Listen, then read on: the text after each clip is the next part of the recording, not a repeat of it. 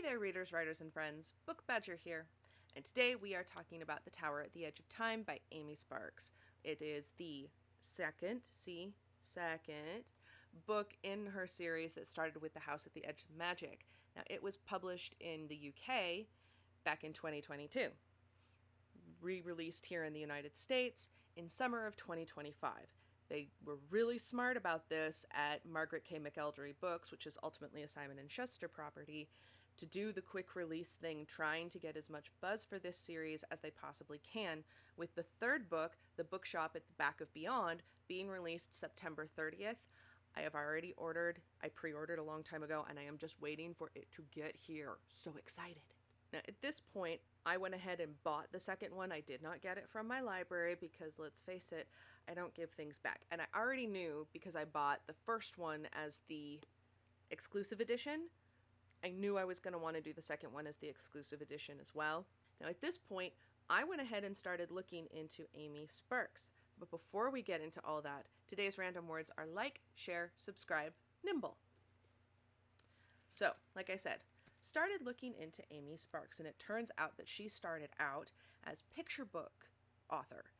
Most of her books, again, are available in the UK. They're a little harder to get here in the States, and in fact, the one and only book of hers that my local library had was this one called The Christmas Doll, which is based off of the British TV show, I guess, The Repair Shop. And I guess they do books like this with different authors from time to time. Really charming, adorable little Christmas book. I may well end up purchasing a copy of this for the Christmas book collection of our household because it was just really sweet and adorable. And that got me thinking, maybe this Amy Sparks isn't all that bad. Maybe we can relax a little bit and have the Brits finally send us someone who isn't trying to pitch a bunch of woke nonsense at us. So I got into The Tower at the Edge of Time. And one of the things that Amy Sparks does really, really well as an author is her books are highly readable. She understands, or at least her editors understands, but I'm pretty sure it's her, that the formatting on the page, the way the book is structured, matters so much to what the reader is able to get out of it and how quickly the reader is able to read. If you have boys who are struggling with reading as middle grade individuals, I have a feeling that this series is going to be a really good one for them. Not only because it would be a great read aloud, read together, side-by-side reading kind of thing, because you will not die of boredom as the parent, but because it is super readable and they're less likely to struggle. And some of the interesting words that she puts in here, they aren't signposted, here is a vocabulary word that's going to turn middle grade readers off. It's embedded in such a way that they're like, oh, that's interesting. I wonder what that means. They're going to want to sound it out. They're going to want to figure it out because it's going to pertain to the story. So let's see what the book has to say for itself. Nine and her friends have broken the curse on their marvelous magical house and are free to travel the worlds once more. Their first stop, the Wizarding Hopscotch Championships. There's only one problem. The house is nervous about traveling and gets the hiccups, bouncing from world to world with every They finally land at the championships, only for Flabbergast to have an unfortunate run-in with a square number 7 and find himself faced with the terrible tower at the end of time. But maybe here they can find out how to cure the house's hiccups, and Nine might finally discover who left her the beloved music box and who she really is.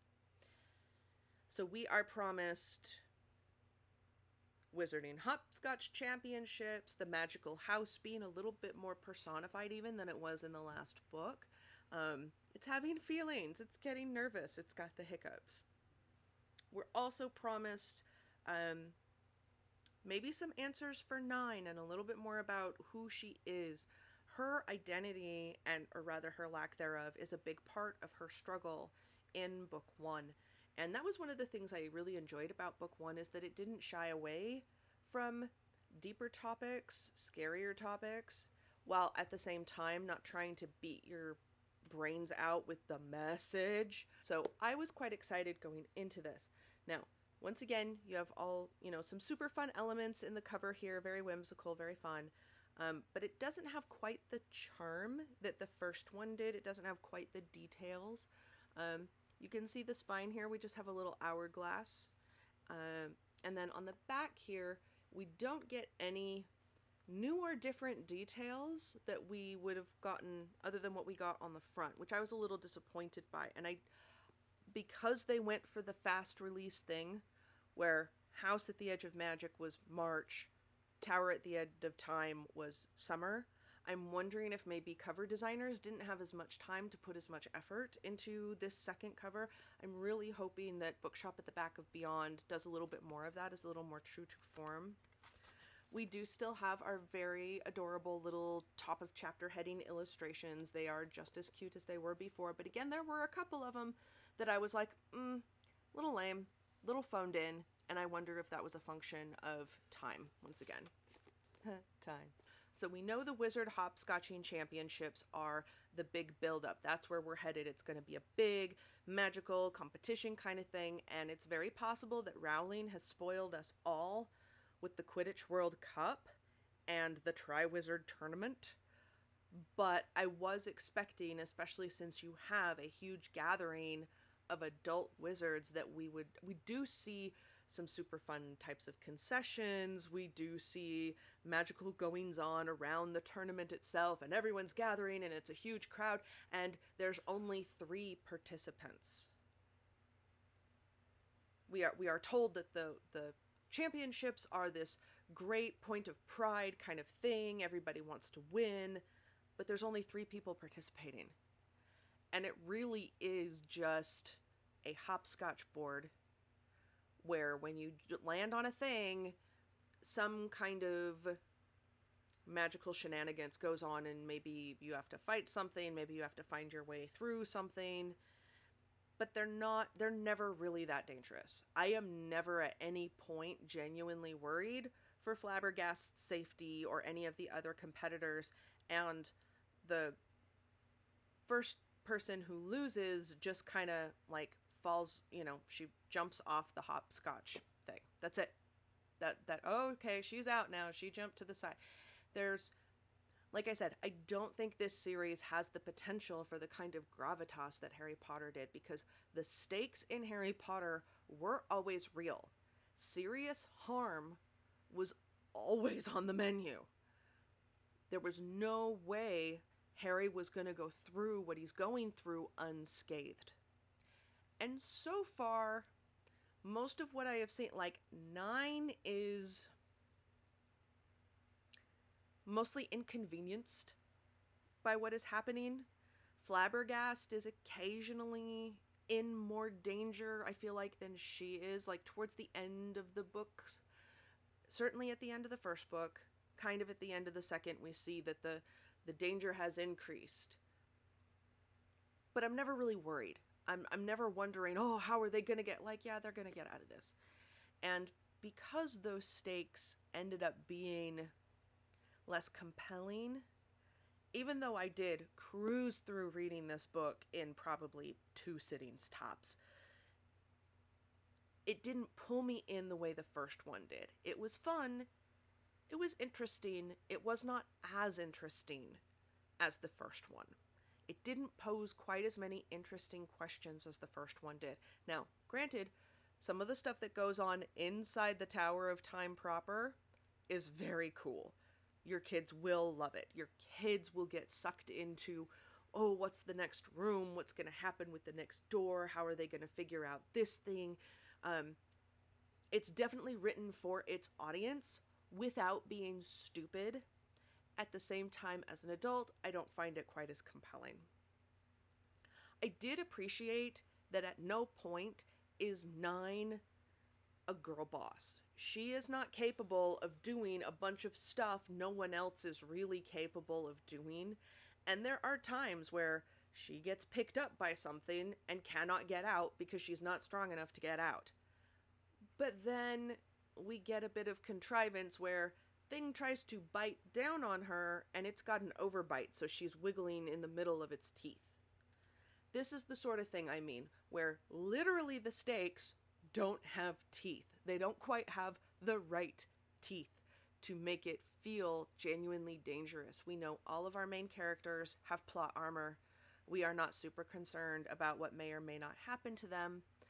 And as a result, I think we get to the end of the book going, okay, yeah, it has that unfortunate sequel thing where a lot of book twos just feel like they're building to book three. And because of where we get to at the end of book two, that's exactly what it ends up feeling like. It feels like the house hiccups, the hopscotch tournament were just contrivances to bring in a new character who will kind of act as Flabbergast's foil for the next little while and send us on the next part of our journey. I'm really hoping that this is just a function of it being a book two, of it being a sequel that is leading on to more books, and that this is not an indication of what is to come. I would really like to see some more substance here. And while we as the audience, not Nine as a character, we as the reader do get some more information about Nine at the end of the book, it does feel very contrived. It feels a little too convenient. It doesn't quite... It almost feels like a retcon of some of the stuff in book one. Like, we don't want Nine's backstory to be too tragic. We don't want there to be too many unknowns. And so she's going back and saying, oh, this is how this all went sideways. And unfortunately, I was also disappointed with the extras, the exclusive Barnes & Noble extras. It was just a little bit of backstory on one of the new characters. It was cute. It was well written. It was not as thoughtful, compelling, and hilarious as book one. And that's pretty much a sum up here. I feel like, while I will give The Tower at the End of Time a best beach reads, because again, it's fun, it's interesting, you're gonna have a good time reading it, it's very, very readable, and there's no big the message going on. And it's mostly thematically about confronting the consequences of your own choices and how to do that honorably, which I think every single human being on planet Earth could use an extra dose of right now. But that's all the story. I am not the story serpent anymore. But that's all the Book Badger has for you today. If you've got a book you want to see the Book Badger take on, feel free to put it down in the comments. And until next time, read on, write on, stay sharp.